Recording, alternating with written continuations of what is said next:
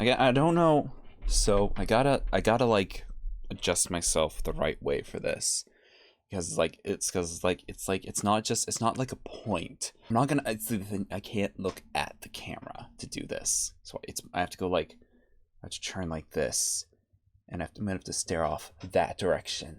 So it's kind of like, objection!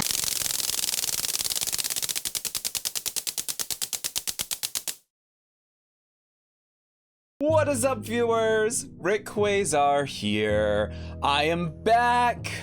Musical March is over. I had a week to recover, and we are gonna be back to doing some regular content, and new content. Actually, we're gonna get back to the discussion videos, also officially start Rick's Random Recordings. This series is basically just some random video projects that I wanted to do for a long time. And if I start this series officially, then I will have the opportunity to do some random stuff. It gives me the chance to just do some stupid YouTuber things. Like, for example, talk about life stories. And boy, do I have one for you guys.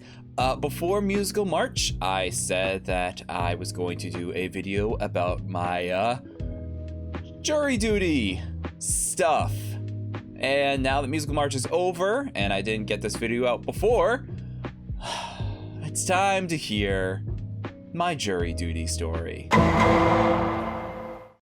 So, back in January, I was about to go on vacation with my wife and my family. We were actually going to Disney World, which is amazing. So I was very excited to go to Disney World.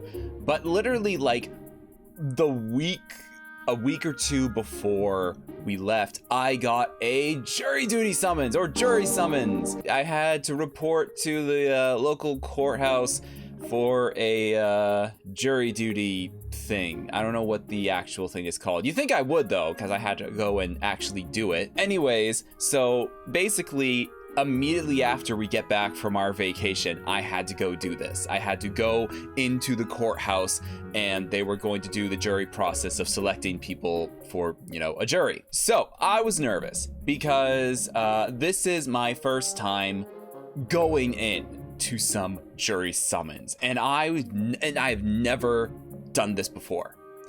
Unfortunately, the deck was stacked against me. After talking with my parents and my wife and everyone else who's done it before, which actually a very small list, they said that most likely gonna go in there, gonna wait for about an hour or two, and they're gonna say, bye, have a good day, see you in another year or two. Spoilers, that did not happen. So I go into the courthouse, and this room is packed. Eventually at some point, I got the number. There was 236 people in this room, so it was quite packed. Now, this was in February, so it was still chilly. I did not want to get picked to be in the jury, so I went into the said courthouse wearing my lucky leather jacket. My parents got this for me for Christmas, and I wear it whenever I do any of my deliveries, if it's not too hot or anything like that, and it just feels lucky. No, I have not taken it to a casino yet. At some point I will, to see if it's actually lucky. It's not. It's not at all, because I get into this waiting room and it is boiling. Like, I kid you not, I get it was winter, but this room was scorching hot. Like, I was sweating bullets. We're in this room for about 2 hours. I didn't bring a book. I just had my phones. Yeah, I could scroll, but I couldn't really listen to the music or sound or anything like that. And I was wearing my lovely leather jacket. Holy crap, it was a miserable couple hour wait. I'm gonna actually take this off because it's also scorching in my recording studio. So, after a few hours, finally everyone's there. They do a roll call to call every single person. Every single 236 people there. They wanted to call by name to make sure everybody was present. Holy frick. After a roll call and showing us a little short video explaining that we couldn't just share anything. We couldn't share anything about the case. Like, they wanted to drill that into us, that no information about the case that we do can escape the courthouse walls. Like, that was drilled into us so much. There were so many different things that was like, don't share the case. Don't share any info. Don't say anything. If you do, we'll find you. And you will no, nothing that intense. But yeah, no, it was close to that. Finally, we actually make it into the courtroom where we meet the judge who is going to be handling our case. Now, he breaks it down for us a little bit. Tells us that he's going to hand out a little questionnaire. Basically, and this is where I screwed up. You had to write down yes or no on all the questions. And basically, if you said, oh man, I can't remember. Basically, if you said yes to any of the questions, you had to stay in this courtroom, and then they would have to ask you why you said yes. Basically, this was asking questions like, have you been committed of a crime that would make you biased in this case? Do you know any of the witnesses? Do you have any reason why you would favor one side or the other due to past experience? Yada yada, things like that. I should have said yes to one of them because I was a fool. I was early in the morning. I didn't have coffee. I was tired. I was boiling. The courtroom was just as hot as the foolish waiting area. So I was hot. I was just not in the right headspace. So I said no to all of the questions. And I get pushed off, and so they send me into a different courtroom. They basically, they're like, everyone who said no, stand up, go in the next room. And then they had to go through each and every single person that said yes and ask them, why did you say yes? And then if they gave a good enough reason or bad enough reason why they said yes, then they were, bye, see you in however long we'll see you. Or go into the next courtroom, you're good. Only about 40 of us got up and went into the side room. And then I think the number only went up to like 50. So they went from 236, I think that's the number I said at the beginning, down to 50 people. And that's after they processed all the people that said yes.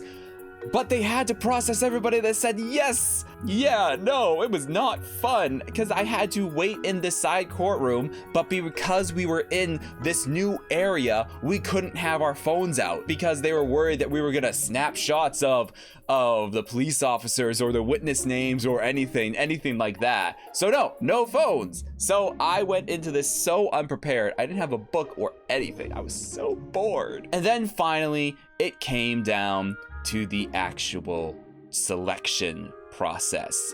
Basically, we go back into the first courtroom and the judge tells us, hey, here's the plan. If your name gets called, you are going to get up and sit in your assigned seat in the actual jury box. If your name gets called a second time, you're done. You're done and we'll see you in 2 years. Basically how it works is they select people to be in the jury, and then the state, and in this case, the defendant, have the option to be like, oh, I don't want him in the box, or I don't want her in the box, and they go through the jury and cherry pick until both the state and the defendant are like, nope, we're good. So this is where my heart dropped, because the judge said, all right, the list that we have to select people for the jury is randomly generated. We just put all of your names into a computer and it randomly generates that. I knew in that moment, as soon as he said that the list was randomly generated, that I was going to be chosen for the jury. Sure enough, juror number 7, me! I just knew. As soon as he said that the list was randomly generated, I knew that I was going to be picked. Like, without a shadow of a doubt. I was like, well, guess what I'm going to be doing for the next week? 2 weeks, actually. I'm sitting there, just sitting there praying. They only need 12 people, okay? 12 people plus an additional 6 to be like basically substitutions. So a total of only 18 people. There was 50 other people in that room. 50 other people that could have been in there. And yeah, no, I was lucky. I was very, very lucky. So I go and I take my seat and I'm sitting there. And now the only hope is that the defense or the state doesn't like my face and tells me that, and tells the judge that they don't want me, number 7, to be there. So I'm sitting there and I'm waiting. Juror number 6 and number 8, the 2 jurors right next to me, both get excused and replaced with someone else. That's all. The state's like, we're fine with a jury, and the defense was like, we're fine with a jury, and that's all she wrote. I was now a part of the lovely jury. Oh my gosh, I still to this day cannot believe that I got selected. Like, cause I need you to understand that if you get picked, if you get summoned, the chances of you being selected to be a part of the jury are so small. 236 people, okay? A lot of people, and they only need 18. So, yeah, I have to talk a little bit about the case. The case is over, so I can talk about it, but I don't want to talk about it because I just want to keep it as anonymous as possible. The main issue that I had, this was a criminal case, meaning that the state was going up against a defense attorney, and the defendant was committed of a crime, and the state was proving, hey, he's actually guilty of said crime, and the defense was saying, hey, he's not actually guilty of said crime.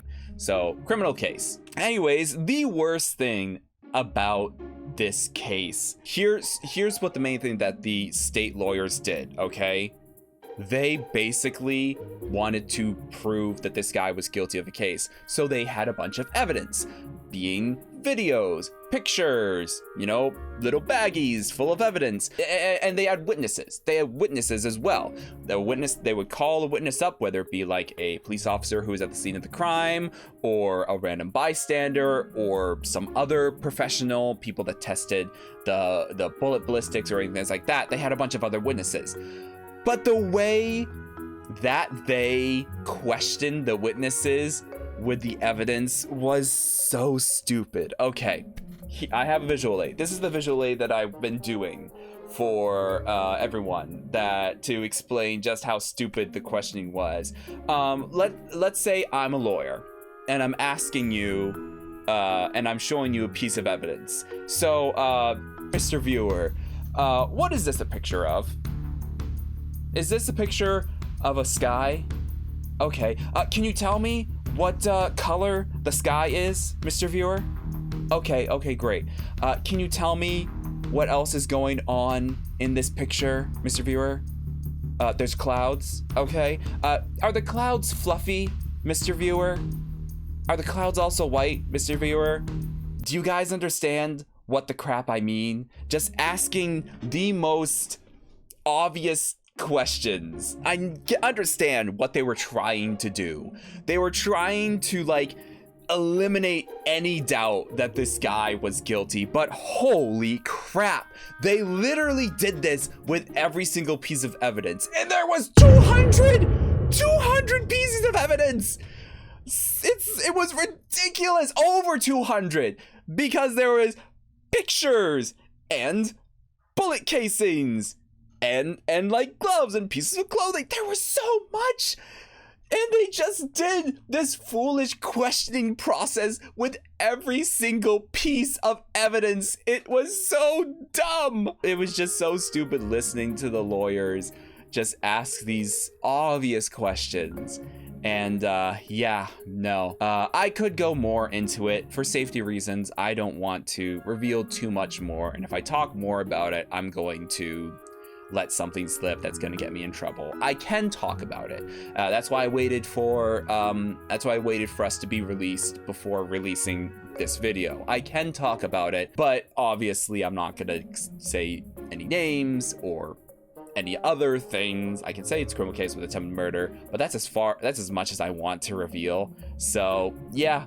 So that's my jury duty story. I don't want to dishearten anyone. There was a lot of interesting moments in the case. It's fun to see the process of how they do it, and it's fun to be a part of said process, but there's also some very boring, tedious things that you have to put up with when it comes to being a part of those trials, and listening to these foolish lawyers talking about the evidence was one of them. But yeah, no, that's my jury duty story. If you guys stuck around, thanks. Hopefully this was entertaining. You enjoy laughing at my misery, because holy crap, was it just so lucky. So thank you everybody for coming and watching my random recording. I will have more of these coming out soon, of just random little stories or videos or contests or whatever. And also let me know if you want me to cover something specific, because now that I have this series officially starting, I have an excuse to do any number of random video projects. But if you like what you saw, don't forget to like, subscribe, and share with any other friends who like to laugh at other people's misery or misfortune or unlucky moments or whatever it's called. As always, I'm rikquasar, and make sure you guys come back to my archives to see more random recordings that I will have released. But until then, all of you, have a good night.